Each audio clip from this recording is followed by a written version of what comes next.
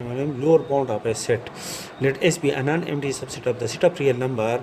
An element M belong to the set of real number is said to be a lower bound of the set S if M is less than or equal to X for each X belong to the set S. For example, the set S contains the element -2, -1, 0, 1, 2, 3, which is a subset of the set of real number. An element M is equal to -2, which is a real number such that the element -2 is less than or equal to each element of the set S. That is, M is less than or equal to X, where X belong to the set of real number.